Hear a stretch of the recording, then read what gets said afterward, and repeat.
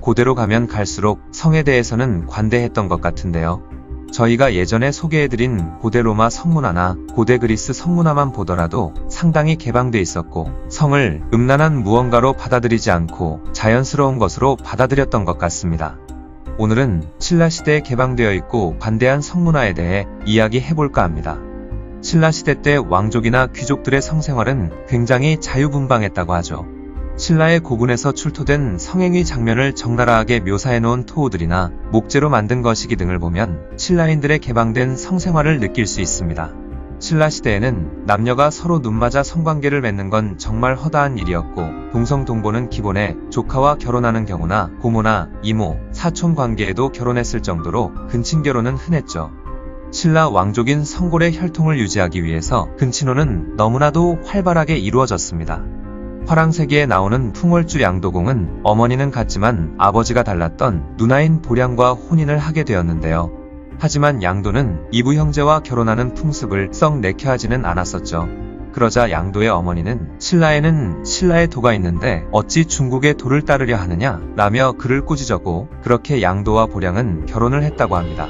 당시 중국의 유교적인 가치관이 신라에 들어오고 있었는데 양도의 어머니가 한 말은 중국에는 중국 것이 있고 우리 신라에는 우리만의 가치관이 있다라는 뜻이었죠.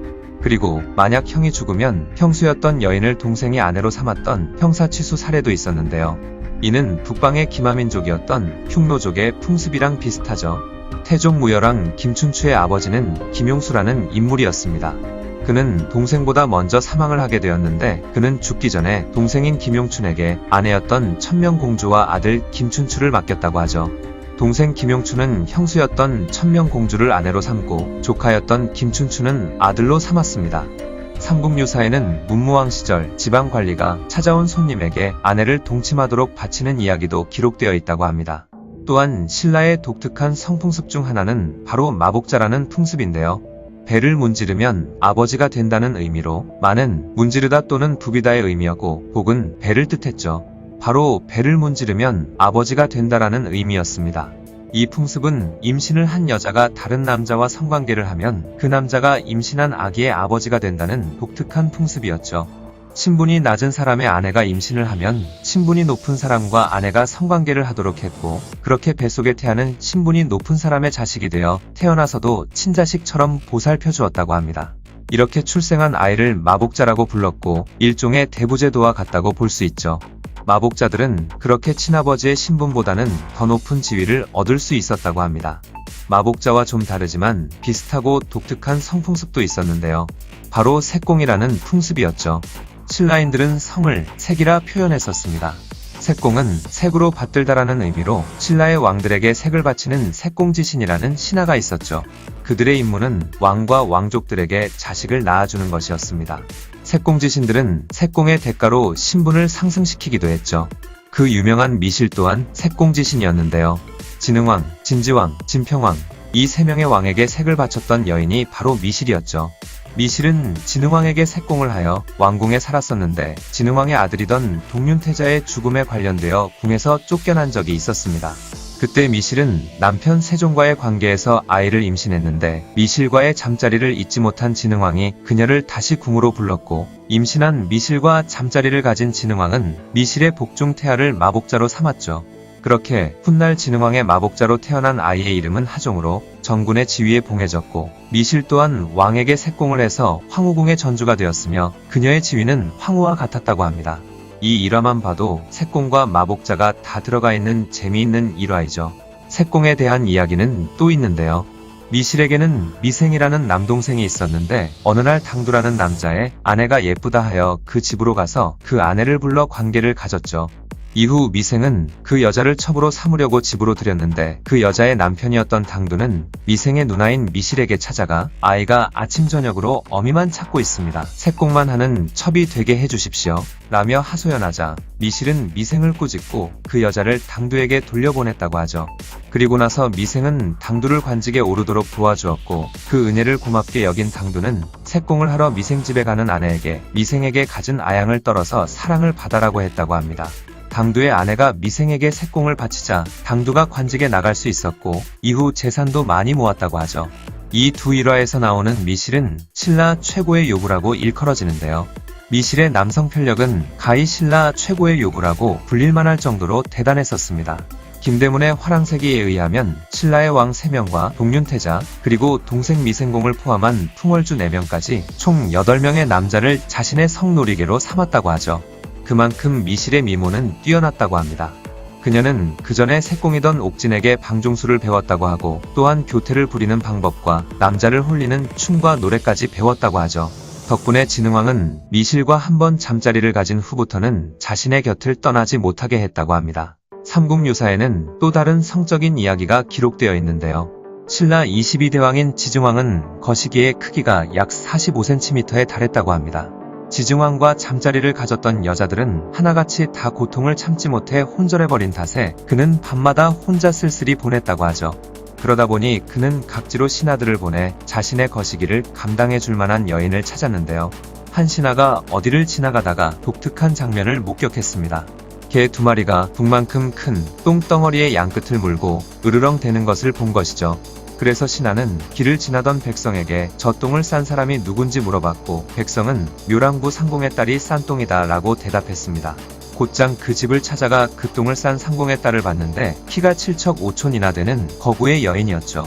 그렇게 궁으로 데려온 그 처녀는 과연 지증왕과 찰떡궁합이었고 그녀는 왕비가 되었습니다. 그리고 또 35대왕이던 경덕왕의 거시기도 8치나 됐다고 기록되어 있다고 하죠. 신라시대의 개방적이고 관대했던 성풍습은 이에 그치지 않습니다. 신라하면 생각나는 화랑은 귀족의 자제 중에서도 용모가 빼어난 남자들만 모아 문무를 겸비하도록 수행을 시키던 곳인데요. 이 화랑 안에서는 워낙 잘생기고 예쁜 남자들만 모아놓다 보니 동성애가 빈번했다고 하죠. 조선시대의 학자 이익은 자신이 쓴 성호사설에 화랑은 남색 집단이라며 동성애 행위를 비판하는 글을 남기기도 했습니다. 또한 버풍왕은 사찰마다 공중 목욕탕을 만들었었는데 이 목욕탕은 다 남녀온탕이었다고 하죠. 김대문이 지은 화랑세기는 화랑들의 대장이었던 풍월주 32명의 전기를 쓴 책인데요. 이 화랑세기에는 풍월주들의 전기도 기록되어 있었지만 더 흥미로운 건 신라 왕족들과 귀족들의 성풍습도 적나라하게 묘사되어 있었죠. 1980년 부산에서 화랑세기 필사본이 발견된 이후 계속해서 이게 진짜인지 가짜인지가 학계의 쟁점이 되어 왔습니다. 하지만 원본 화랑세기는 아직 발견되지 않았다고 하죠. 옛날 유럽에서도 왕가의 재산이나 권력 유지를 위해서 근친혼을 즐겨했다고 하는데 신라시대 역시도 왕족의 유지를 위해 근친혼이 성행한 걸 보면 과거의 생각이나 행동들은 어느 나라든 다 비슷했던 것 같네요. 색공이나 마복자 같은 풍습은 신라만 가지고 있던 굉장히 독특하고 재미있는 성풍습 같기도 하죠. 근친상간, 색공, 마복자, 동성애, 남녀혼탕 등 굉장히 개방적인 성풍습을 가지고 있던 신라의 성문화에 대한 이야기였습니다.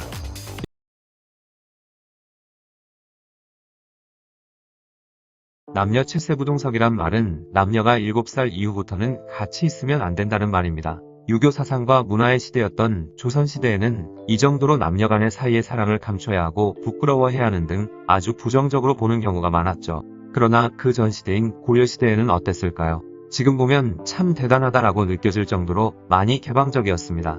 여성의 권리 또한 굉장히 높았고 성에 대해 편견도 없었죠. 태조왕건은 고려를 건국할 때 각 지방의 유력한 호족들과 혼인관계를 통해 중앙집권적 지배체제와 왕권 강화 및 안정을 도모하려고 했었습니다. 그렇다 보니 태조왕건의 자식들은 무려 아들 25명, 딸 9명에 달했죠. 태조왕건은 왕실 혈통의 순수성을 유지하고 왕권의 안정을 위해 종례혼, 즉 근친혼을 시켰는데요. 고려의 3대왕 정종은 견훤의 외손녀들과 결혼을 했는데 그녀들은 아버지 왕건의 17대 부인 박씨의 동생들이었습니다. 한마디로 정종은 이모들과 결혼을 한 셈이었죠. 또한 4대왕 광종 또한 이복 여동생 황보씨와 결혼했습니다. 거기다 왕건의 손자인 성종은 백부였던 광종의 딸 문덕왕후 유씨와 결혼했는데 그녀는 원래 친척인 덕원군 왕규와 결혼을 했었습니다. 유씨는 왕규와 함께 낳은 자식까지 있었는데 왕규가 일찍 세상을 떠나자 성종과 다시 재혼해서 왕후가 되었던 것이죠. 이렇듯 고려시대에는 여성들의 재혼은 아무런 문제가 되지 않았습니다. 그리고 송나라의 휘종이 고려에 보낸 사신의 일행 중 서궁이라고 하는 사람이 쓴 고려도경에 의하면 고려에서는 여름철에 시냇물에서 남녀 구분 없이 옷을 벗고 같이 목욕을 했다는 대목도 나오죠. 또한 경합일이라고 가볍게 만나고 쉽게 헤어졌다는 뜻의 기록도 있는데요. 고려의 젊은 남녀는 그야말로 가벼운 연애를 즐겼다고 합니다. 지금으로 따지면 원나잇 스탠드 정도 되지 않을까 싶네요. 그런데 이런 원나잇에 대한 고려시대 개방적인 성문화는 고려가요에서도 찾을 수 있습니다. 바로 충렬왕 때 만들어진 쌍화점이라는 고려가요 내용이 그러한데요. 이 쌍화점은 한 여성이 여러 남자들과 잠자리를 했다는 굉장히 뜨거운 맛의 내용이죠. 쌍화를 사러 갔더니 회외아비가 손목을 잡아 끌며 수작을 부렸다. 삼장사라는 절에 갔더니 절의 주지도 손목을 잡으며 연애를 하자고 했다. 우물에 물을 길러 갔더니 용이 나타나 강제로 범했다. 라는 내용이었죠. 손목을 잡는다라는 것은 성관계의 은유적 표현이라고 하고 우물은 궁을 뜻하며 용은 왕이나 귀족을 뜻한다고 합니다. 옛부터 이런 노래에는 시대상이 많이 반영되어 있었는데요. 쌍화점의 세 문장에서만 벌써 아라비아 남자, 숙녀, 귀족이나 왕과 잠자리를 했다고 기록되어 있는데 이렇듯 상대방 남자의 신분은 전혀 개의치 않았을 정도로 성은 개방적이었고 자유로웠으며 당시 고려의 성풍속을 적나라하게 표현하기도 했죠. 이 작품은 당연히 조선시대에 와서는 음사라 하며 배척을 받았지만 사라지지 않고 현재까지 전해져 내려오는 것 보면 쌍화점보다 더 음란하고 성에 대해 더 적나라한 표현을 했던 고려가요는 더욱 많았지만 조선시대에 다 사라져 버렸을 것이라는 추정도 되고 있습니다. 거기다가 쌍화점에서는 절에 갔다가 승려와 뜨거운 연애를 했던 내용도 실려 있는데요. 조선 초에 만들어진 고려 역사책 고려사를 보면 여러 대목에서 여자들이 절에 가서 음주가무를 즐겼다 라는 이야기도 기록되어 있고 실제로 고려시대 때의 절은 외춘과 연애질의 온상이 되었다고 하죠. 또한 조선 초에는 당시 절의 풍기문란함을 지적하는 기록도 자주 나올 정도였습니다. 그리고 사실 고려에서는 동성애를 장려하거나 공공연히 즐기지는 않았지만 고려의 왕들은 동성애를 하기도 했습니다. 동성애를 즐겼던 왕들은 바로 목종과 충선왕 그리고 공민왕이었는데요. 공민왕은 미소년들의 집단인 자제위를 만들었습니다. 공민왕은 왕권 강화를 도모하고 자신의 신변을 호위할 인재를 양성하는 동시에 자제위의 미소년들과 동성애를 즐기기도 했죠. 심지어 공민왕의 침실에서 집단으로 동성애를 하기도 했으며 자제위 미소년들에게 자신의 후궁들을 겁탈하게 했다는 이야기도 있습니다. 고려시대가 성적으로 개방되었고 자유로웠다고는 하지만 그렇다고 한 명의 남자가 여러 여자와 결혼을 하지는 못했습니다. 충렬왕의 통치 시기에 신하중 박유라는 사람이 충렬왕에게 일부다처제를 권한 적이 있는데요. 어느 날 박유가 왕을 호위해서 연등회를 가던 도중 한 할머니가 저 늙은이가 축첩을 청한 자다 라고 소리쳤습니다. 이 소리를 들은 사람들은 박유에게 손가락질하며 욕짓거리를 해댔는데 이후 박유와 충렬왕이 가는 곳마다 모든 여자들이 뛰쳐나와서 손가락질하고 욕을 하다 보니 결국에 충렬왕도 여성들의 반발을 이기지 못하고 일부다처제는 이루어지지 않게 되었죠. 그 정도로 신분이 높고 낮음을 떠나서 일부일처제는 잘 지켜지고 있었고 여성의 상속도 인정받았으며 여성이 제사에도 참여할 정도로 여성들의 권리 또한 인정받았죠. 고려사에는 귀한 사람이나 비천한 사람이나 부인을 하나만 거느리고 아들이 없는 자도 감히 첩을 두지 않았다라고 기록되어 있기도 했습니다. 그런데 첩을 두지 않았다는 것이 실제 사실인지 아닌지는 현재 논란이 있고 실제로는 암암리에 첩을 거느리는 귀족들도 많았겠지만 고려는 조선보다는 여성의 인권이 높아 남녀 간 권리의 균형이 어느 정도 맞는 사회였음은 틀림이 없어 보이죠. 그러나 고려 말기 안양이 주작을 들여오고 조선시대로 넘어오며 숙녀 꿀정책에 따라 유교 사상이 자리를 잡으면서 급속도로 남성 중심주의로 바뀌게 됩니다. 더불어 성에 대해서도 굉장히 보수적으로 변하기 시작했죠. 이렇게 성적으로 보수적이게 변한 사회는 결국 힘과 권력이 있는 남성에게만 온갖 문란한 성적 행위를 할 기회가 주어졌습니다. 힘과 권력이 있는 남자는 여러 명의 여자를 거느렸고 부인 외에도 수많은 첩과 기생, 그리고 여자 노비 등을 이용해 마음껏 성욕을 채웠으며 고려에 비해 여성의 인권은 바닥을 치기 시작해 결국 여성들은 권력가 남자들의 희생양이 되었죠. 지금 봐도 굉장하다 싶을 정도이고 심지어 지금보다 더 개방돼 있던 고려시대의 성문화에 대한 이야기였습니다.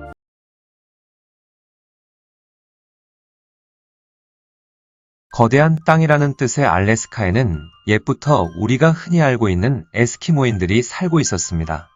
에스키모라는 뜻은 바로 날고기를 먹는 사람들이라는 뜻으로 캐나다의 인디언이 붙인 명칭이라고 하죠. 그러나 에스키모라는 명칭은 비하의 뜻이 담겨 있다고 해서 캐나다나 그린란드 등의 사람들은 이들을 인간을 뜻하는 이누이트로 부르고 있습니다. 이누이트들은 알려진 것과는 다르게 날고기를 거의 먹지 않는다고 하죠. 전문가들은 만약 이들이 날고기만 먹었다면 이런 극지방에서 온갖 병과 영양소 부족으로 인해 이누이트족은 살아남지 못했을 거라고 합니다. 그들은 고래기름 같은 걸로 불을 피워 고기를 훈제하거나 익혀 먹었고 날고기는 가끔씩 먹었다고 하죠. 발효식품으로 키비약이라는 악명이 높은 음식도 있습니다. 최근에는 거의 모든 고기는 익혀서 먹고 날고기는 전통음식 체험 정도로 먹고 있다고 하죠. 오늘 이야기할 내용은 이누이트족의 먹거리에 대한 이야기는 아니고요. 바로 과거에 있었던 이누이트족의 독특한 성풍속에 대한 이야기입니다. 이누이트족의 성문화는 굉장히 문란하다고 알려져 있지만 사실 그렇지 않았습니다. 근데 소수의 이누이트족들 중에서는 굉장히 독특한 성풍습을 가지고 있긴 했죠. 바로 멀리서 온 손님이 있으면 자신의 부인을 동침의 상대로 손님의 방에 들여보내는 것이 예의였고, 이를 만약 손님이 거절하면 큰 모욕이라고 생각했던 것입니다. 손님이 잠자리를 거절해 다시 돌아온 아내는 남편에 의해 곤혹을 치르기도 했는데, 심한 경우에는 마을 사람들이 모두 보는 앞에서 아내를 구타하는 경우도 발생했죠. 하지만 모든 이누이트족들이 이러진 않았고, 더 극한의 오지에 고립되어 살던 소수의 이누이트족에만 있었던 풍습이긴 한데요. 이런 풍습이 존재했던 데에는 그들 나름대로의 절박한 이유가 있었습니다. 워낙 극단적인 환경과 영양마저 열악하다 보니 이누이트족 여성의 생식 능력은 굉장히 떨어졌고, 그렇다 보니 여성의 가임기 연령 또한 매우 짧았죠. 그래도 살아남아야 하고 종족을 번성시켜야 하는 본능은 어떤 생명체든 가지고 있다 보니 자손을 남기는 것은 피할 수 없는 숙명이었습니다. 또한 북극의 혹독한 날씨에 소수의 부족민들만 고립된 지역에서 살다 보니 함께 살아가는 인원이 적었고, 이웃도 없거나 있어도 굉장히 먼 곳에 살았으며, 심지어 어쩌다 한번 찾아오는 외지인은 거의 없다시피 하다 보니 어쩔 수 없이 근친끼리 결혼도 하고 자식도 낳을 수밖에 없었죠. 그러다 보니 그들에게는 늘 따라오는 유전에 의한 병이 있었는데요.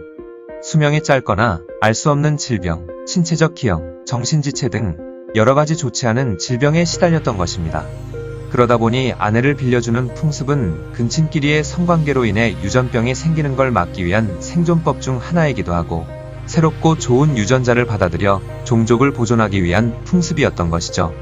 먼 길을 온 손님에게 하룻밤을 재워주는 대신 다른 씨앗을 받아 근친혼으로 인한 부작용을 막기 위한 일종의 고육지책이었던 것입니다.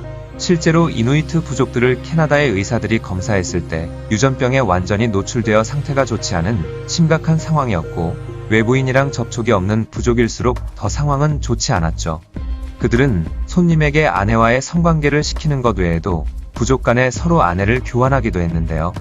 아내가 임신을 할 수 없는 상태일 때는 남편은 이웃이나 다른 부족의 여자를 빌려올 수 있었습니다.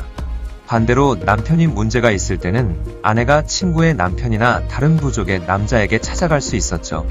이렇게 잉태된 아이는 자신들의 아이로 간주되었고 아무 차별 없이 잘 키웠습니다. 또한 다른 집으로 간 여자는 그 집에서 집안일도 하고 애도 보고 청소도 하는 등 그 집의 일원이 되어 행동했죠. 또한 이누이트의 남자들은 한번 사냥을 나가면 오랫동안 돌아오지 않았는데요. 사냥을 나갈 때 여자를 데려가기도 했는데, 이때 여자의 역할은 음식을 만들거나 옷이나 장갑, 신발, 모자 등을 수선해주기도 하고 여러 잡일을 도맡아 했었죠. 주로 자신의 아내를 데리고 사냥을 떠나게 되는데, 만약 아내가 가지 못할 상황이 된다면 옆집 남자에게 아내를 맡기고 옆집 남자의 아내를 데려가는 일도 많았다고 합니다. 아내를 부탁받은 옆집 남자도 그녀를 친절히 잘 보살펴줬다고 하죠. 이렇게 아내를 교환했던 두 가족은 형제보다 더 끈끈한 사이가 되었습니다. 아무튼 상황이 이렇다 보니 옛 이누이트족들은 이복 형제나 자매들이 많았다고 하죠. 이런 아내를 교환하는 성풍습 또한 앞서 말한 것과 마찬가지로 유전적 문제를 극복하기 위한 것과 종족 보존의 본능이 작용한 것으로 해석되고 있습니다. 그러나 이누이트들의 아내를 빌려주거나 아내를 교환하던 독특한 풍습은 백인들이 알래스카를 지배하기 시작하면서 미개하고 야만스러운 문화라며 없애기 시작했습니다. 특히 선교사들이 들어오면서 이런 성풍습은 거의 사라지게 되었죠. 현재로 치면 상상하기 어려운 엄청난 성문화입니다. 어쨌든 살아남기 위해 행했던 이런 이누이트족의 풍습은 야만스럽거나 문란하고 인륜을 저버린 행동으로 치부할 수는 없으며, 나와 다른 삶을 살아간다고 우리 같은 외지인들이 비난할 수는 없죠. 물론 지금은 현대화되어 이것 또한 옛 풍속이 되어버렸습니다. 게다가 발달한 의학 덕택에 굳이 이런 풍습이 없더라도 이누이트족의 인구는 계속해서 늘고 있다고 하죠. 당시에는 영아 사망률이 굉장히 높았고 아이를 낳지 않으면 그 가정은 결국 종말을 맞게 될 것이며 나중에는 부족 전체가 멸망한다는 것이 이런 독특한 성풍습을 만들어낸 것 같네요. 여담으로 이누이트족에게는 사후세계에 대한 전설이 하나 있습니다. 이누이트 사람이 죽으면 한 노인을 만나게 되는데요. 노인이 죽은 사람에게 후손을 남겼냐고 묻는데 만약 남겼다면 영혼은 따뜻한 이글루에서 맛있는 고기를 먹게 되고 남기지 못했다면 그 영혼은 얼음호수라는 곳에 영원히 갇혀버린다고 하죠.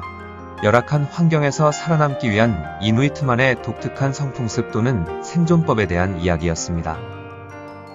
영상을 봐주셔서 감사합니다. 더 재미있고 유익한 영상으로 다시 찾아뵙겠습니다. 구독과 좋아요 꾹 눌러주시고 댓글도 부탁드려요.